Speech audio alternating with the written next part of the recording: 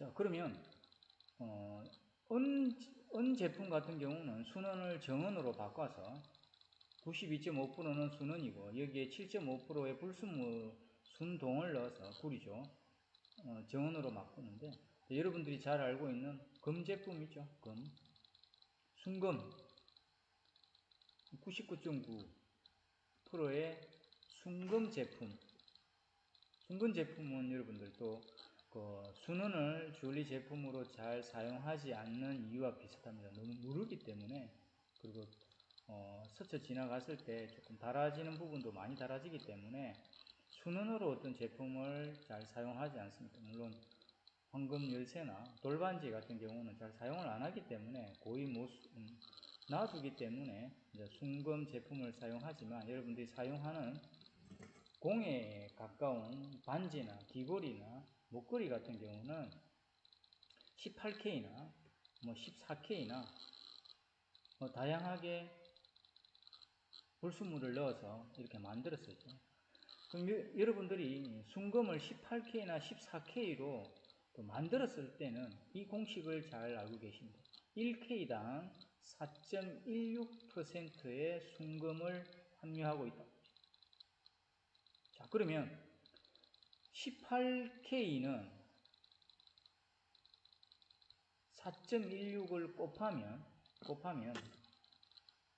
74.8, 74.88이라는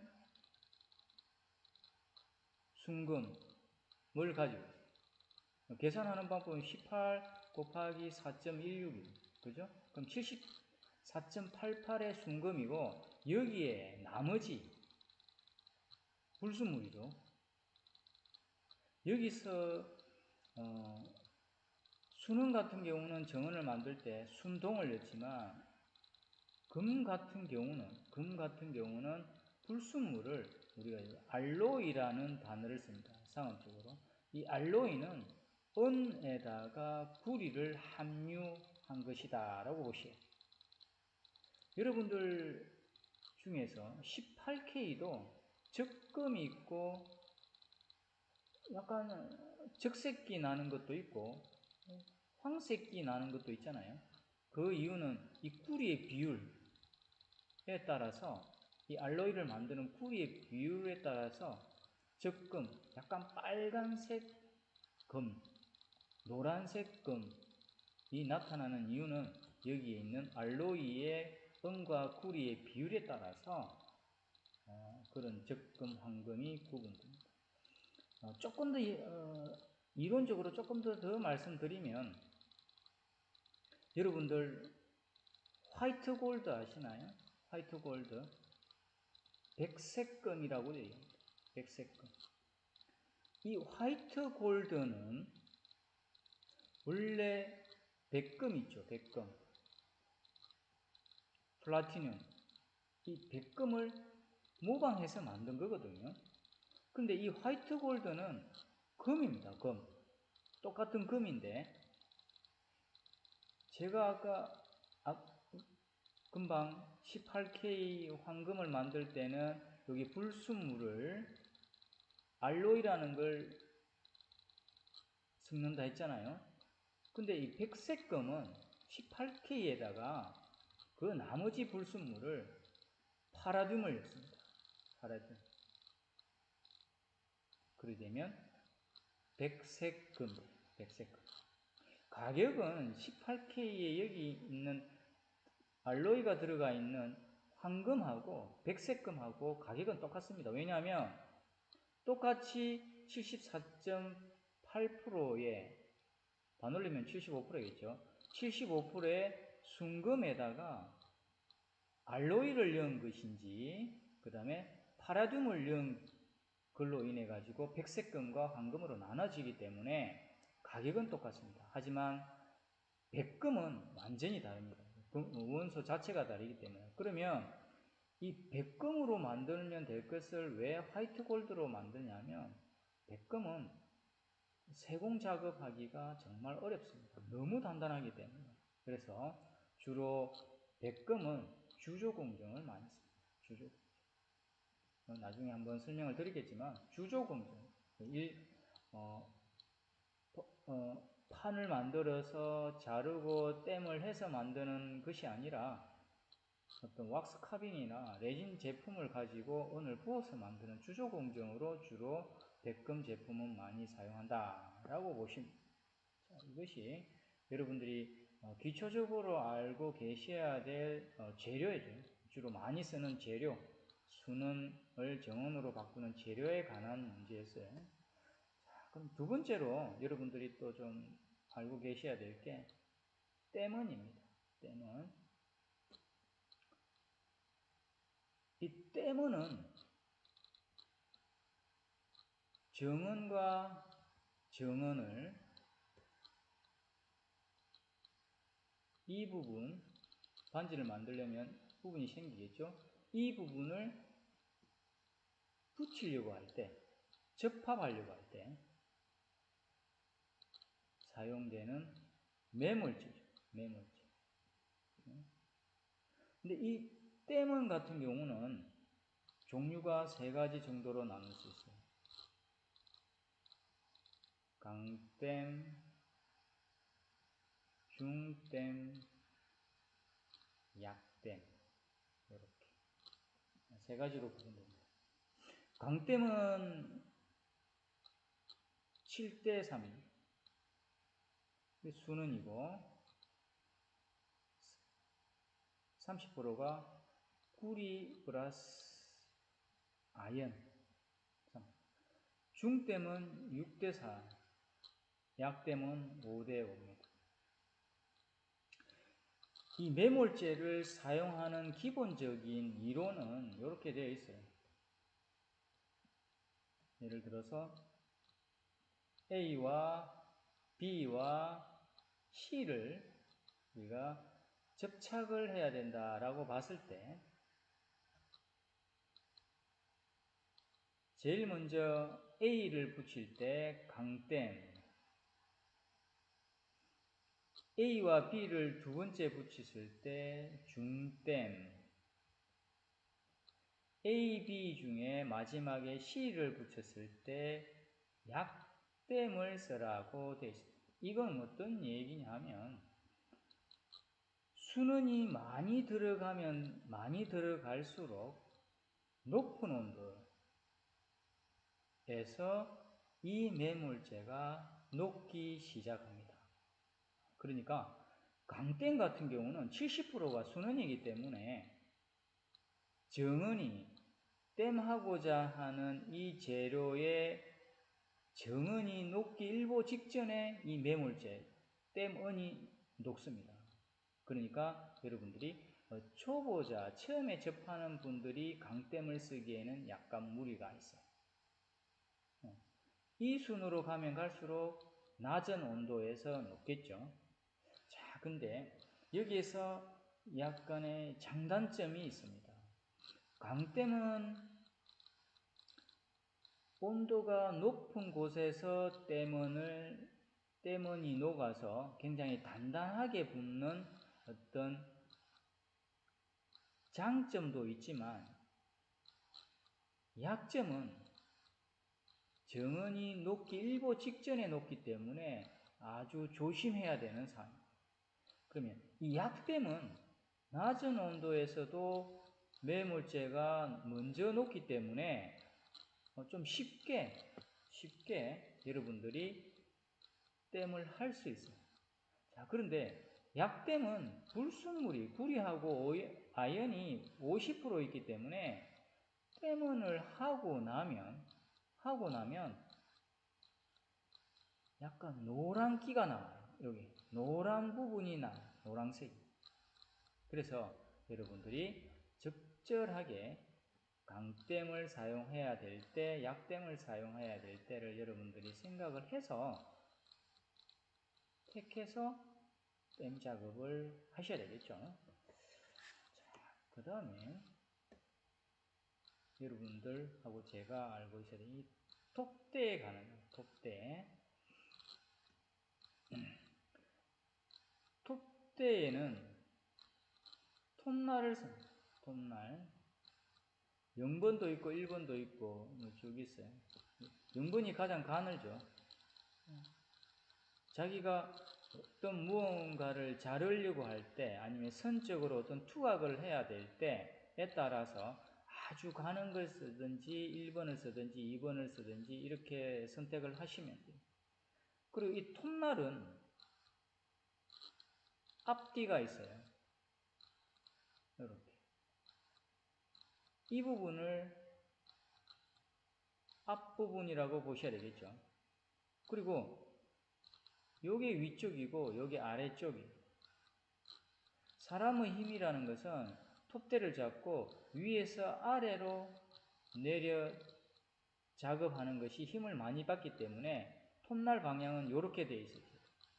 이 톱날이 실제 보면 굉장히 가늘기 때문에 시력이 좋으신 분들은 바로 알 수도 있겠지만 시력이 나쁘신 분들은 자기 손등에 대놓고 살짝 밀어보면 반대로 이쪽으로 하면 이쪽으로 이렇게 밀면 미끌리고 이쪽으로 당기면 약간 피부가 걸린다는 느낌이에요. 그럼 이쪽 방향으로 해야 되겠죠. 톱대가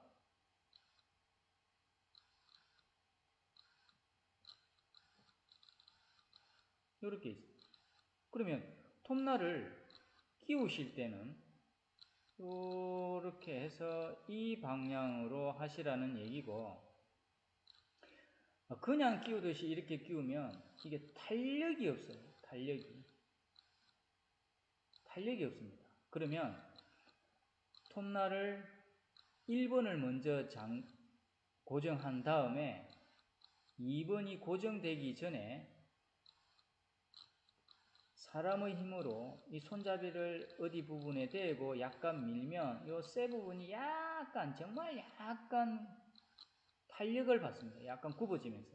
그때 2번을 조으든가 1번을 조아서 조은 다음에 탁 놓으면 얘가 바짝 딱 하면서 이 부분이 단단하게 평행으로 정확하게 잠금이 되겠죠. 이렇게 해서 작업을 하셔야 되는데 가끔 가다가 실무에 작업하시는 분들이 이렇게 아래쪽으로 당기는 방향으로 톱날을 사용하지 않고 반대로 사용하는 분도 있어요. 반대로 사용하는 분도 있어요. 그래서 그거는 어떤 재료를 자르는가에 대한 것도 있고 어떤 습관에 대한 것도 있기 때문에 제가 지금 말씀드리는 이 방법이 가장 현명하다, 옳다라고는 이야기할 수는 없고 기본적으로 제가 사용을 해보면 손을 위에서 아래로 당기는 것이 힘을 많이 받기 때문에 톱날도 이렇게 하는 게 좋겠죠.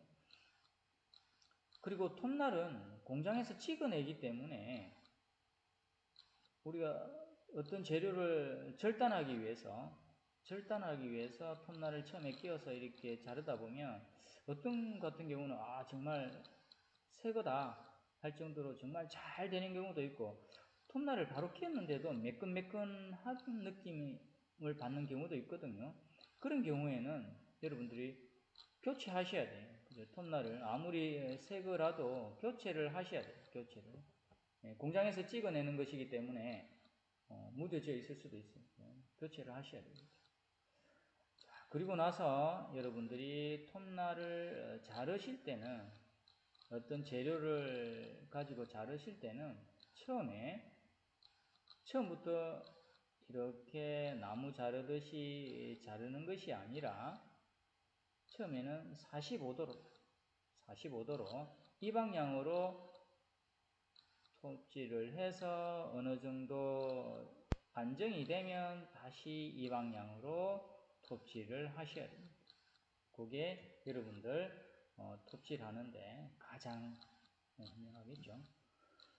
그리고 이제 여러분들이 톱대를 사서 사용을 처음에 하다 보면 처음에는 이 부분과 이 부분이 정말 잘 탱탱하게 잘 잠겨져 있어요. 근데 몇 번 사용하다 보면 이게 자꾸 톱날이 풀립니다. 처음엔 탄탄했던 것이 자꾸 풀려요. 그럼 이제 여기에 보시면 잠금이 이렇게 되어 있고, 또 이걸 딱 풀어보면 이런 부분이 밑에 있어요. 근데 이런 부분에 줄이 이렇게 딱 되어 있습니다.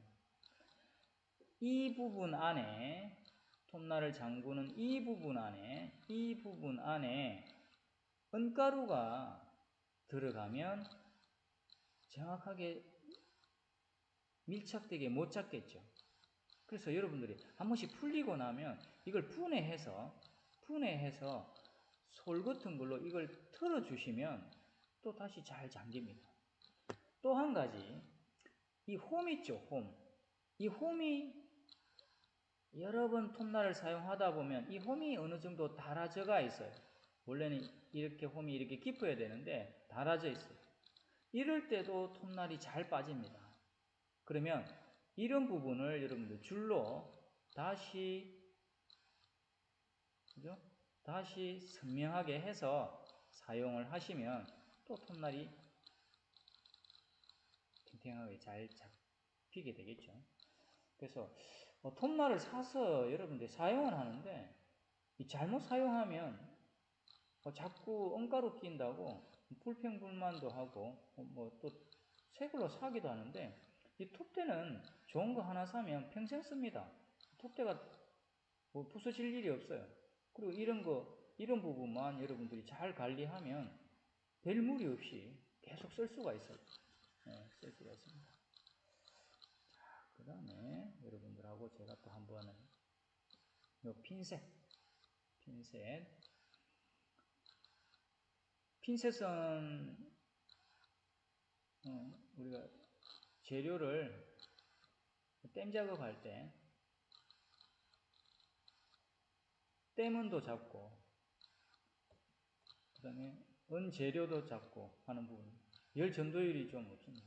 근데 이 핀셋은 요 앞부분 있죠, 요 앞부분이 이 땜은을 아주 작은 땜은을 잡을 정도로 아주 이가 잘 맞아 있어 줘야 돼요. 이가 잘 맞아. 근데 이 앞부분이 이가 안 맞는데도 계속 사용하시는 분이 있거든요. 이런 부분은 줄질로 이 부분을 또 갈아서 아주 좁빗하게 계속 갈아 쓰셔야 돼요. 네. 이 소모품이거든. 핀셋은 소모품입니다. 톱대는 평생 쓰지만 핀셋은 소모품이에요. 그러니까 이 앞부분을 계속 갈아서 써요. 그리고 가끔 가다가 우리가 땜 작업하면서 땜은 여기 또 핀셋에 묻어 있는 경우는 반드시 갈아주셔야 돼요. 왜냐하면 재료를 이렇게 핀셋으로 이렇게 잡고 있는데 여기에 땜은이 묻어 있으면 막상 여기 땜을 하고 나서 땜은이 핀셋하고 붙어가지고 정은하고 붙어가지고 또 떨어지지 않아요. 일이 더 많아요. 그러니까 앞부분이 무뎌지면 줄줄로 갈고 땜은이 있을 경우에는 반드시 갈아서 작업을 하셔야 이중일이 없습니다. 네. 자, 그 다음에 여러분들하고 이제 좀 제가 알아봐야 될 게 여기 있는 측정기. 버니어 캘리퍼스라고 이야기합니다. 측정기. 저희들은 센치를 거의 안 씁니다. 밀리미터를 써요. 밀리미터. 굉장히 가는 부분과 굉장히 미세한 부분을 재야 됩니다. 버니어 캘리퍼스라고 이야기합니다. 버니어 캘리퍼스라고 이야기합니다. 이 버니어 캘리퍼스는 모양이 이렇게 딱 써 있습니다. 모양이죠. 그죠?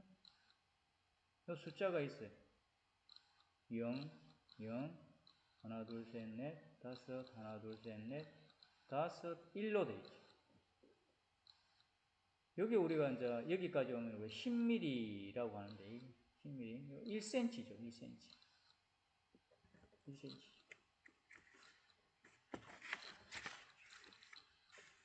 그 다음에 이제 요 밑에 보면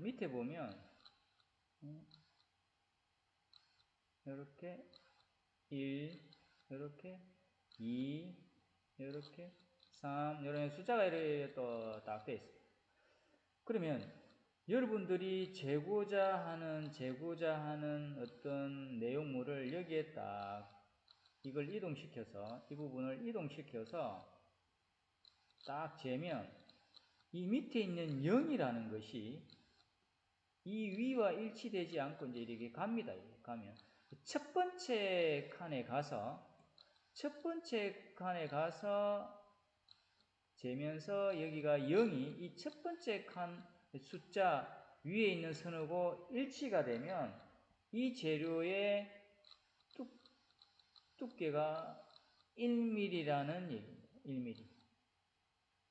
자, 근데 이 0이 첫 번째 칸은 요 위에 있는 하나, 두 번째, 이 첫 번째 크게 그립니다.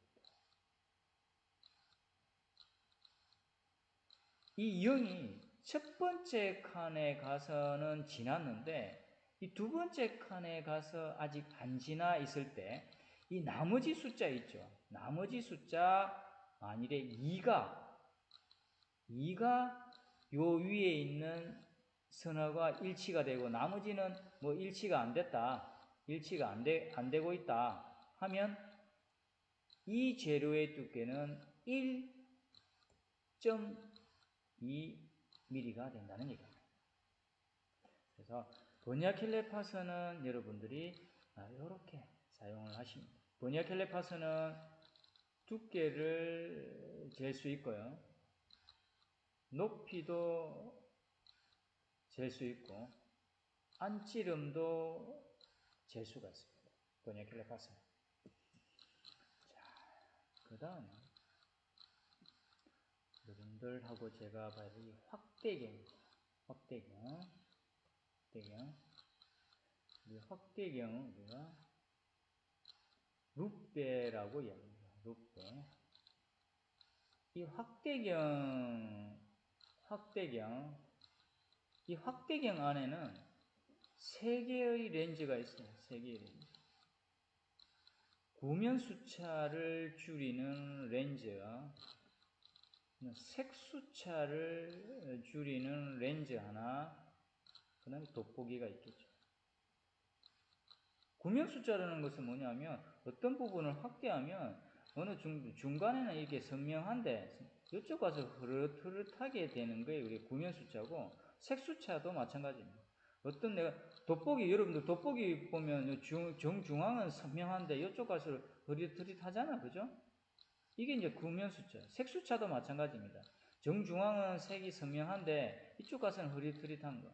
그러면 이 여러분들이 사용하게 될 이 룻배는, 이 확대경은 이 구면 수차와 이 색 수차를 최대한 줄이는 렌즈가 들어가 있다라고 보시면 돼요. 보는 방법은 보통 저희들이 많이 쓰는 게 10배 확대기, 10배 확대기. 보는 방법은 여러분들이 눈이 여기 있으면 이마가 여기 볼이 여기 있으면 손으로 이 렌즈를 이렇게 잡고 손을 여기 먼저 고정시키고 난 다음에 확대하고자 하는 보석 있죠. 보석을 이동을 해서 초점을 잡으셔야 돼요. 네. 할아버지들 돋보기 보듯이 물건을 여기 가까이 놔놓고 이렇게 보는 것이 아니라 룻배를 광대뼈에 손으로 고정을 딱 한 다음에 양눈을 떠야 돼요. 한쪽 눈만 이렇게 감고 하시면 안 되고 양눈을 떠서 확대하고자 하는 이 스톤을 무언가를 이동시켜서 초점을 잡으셔야 돼요. 양눈을 뜨는 이유는 혹시 여러분들 매장에 있을 때 또 어떤 다른 쪽의 어떤 움직임을 봐야 되기 때문에 한쪽 눈을 감고 하는 것보다는 양눈을 떠서 여러분들이 룩배를 관찰하는 게 좋겠죠. 자, 오늘은 지금 제가 말씀드린 대로 도구에 관해서 일단 1차적으로 도구에 수는, 떼문, 확대경, 버니아킬레파스, 톱날, 톱대, 핀셋에 관해서 말씀을 드렸습니다. 그죠? 나머지 여기 줄 있는 부분은 깎는 형태, 그죠? 줄질에 내는 거. 집게 같은 경우도 여러분들 어떤 형태를 쪼을 때 사용합니다. 여기 스레바지는 은가루 모을 때, 망치는 어떤 재료를 두들기거나 형태를 만들 때 쓰는 것이고, 여기 있는 광새는 마감 작업에 주로 쓰이는 두 개다. 자, 여기에 있는 이 재료 세공 장비에 관한 어떤 세세한 방법은 이제 제가 다음 시간에 음반지 만들기를 시작하는데, 음반지 만들 때 여러분들이 이런 도구를 가지고 정확하게 어떻게 사용해야 되는지 조금 더 상세하게 다음 시간 강의부터 말씀을 드리겠습니다. 그러면 이번 강의는 마치겠습니다.